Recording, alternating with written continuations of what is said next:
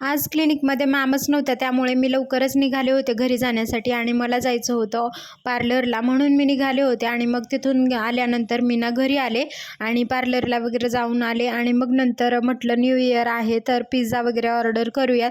या 2-3 दिवसामध्ये म्हणजे मी ऑर्डर काही केलीच नव्हती. म्हटलं पिझ्झा ऑर्डर करूयात आणि त्याच्यासोबत बघा ऑर्गॅनो आणि चिली फ्लेक्स किती सगळे दिले होते.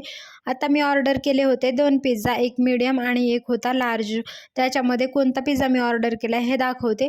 तर आज म्हटलं की करूयात आज ऑर्डर. माझ्या बहिणीची मुलगी पण आलेली आहे.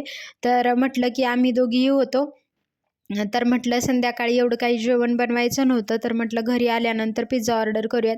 हा मी मागवला होता पेपी पनीर छोटा साईज याच्यामध्ये आहे.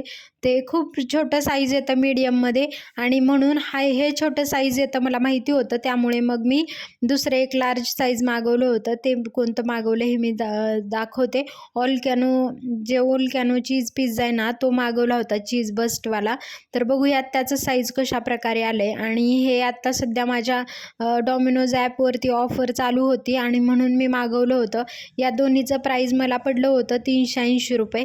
तर ऑफरमध्ये हे आपल्याला डिस्काउंट वगैरे करून भेटतं. आणि चीज वोल्कॅनोमध्ये हे बघा, ते तर मेल्ट झालेलं चीज नसतं सगळं, म्हणजे चीज फक्त पिझ्झावरती असतं आणि आतमध्ये आपल्याला ते जे असतं काय म्हणतात त्याला, ते चीज नसतं, पण ते मेयोनीज असतं, सॉरी मेयोनीजच आपल्याला देतात. आणि टेस्ट याची ठीकठाकच होती. तर भेटूयात माझ्या पुढच्या